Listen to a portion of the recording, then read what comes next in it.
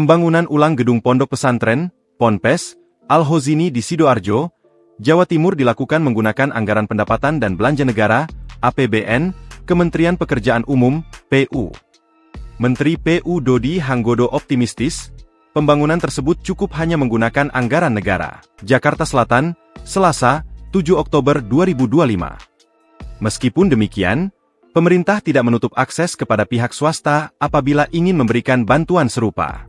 Dodi mengatakan, sejatinya anggaran untuk pembangunan Ponpes yang merupakan lembaga keagamaan ada di Kementerian Agama.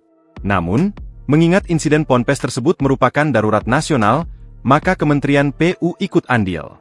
Pada kesempatan yang sama, Muhaimin Iskandar atau Cak Imin, yang telah diperintahkan oleh Presiden Prabowo Subianto untuk mengecek seluruh bangunan Ponpes mengatakan, pemerintah akan membentuk satuan tugas, Satgas, penataan pembangunan pesantren.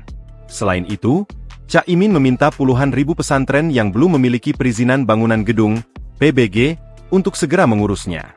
Ia juga meminta pesantren yang belum memiliki PBG, dan masih dalam tahap pembangunan, untuk menghentikan sementara pembangunannya sampai PBG sudah dikantongi.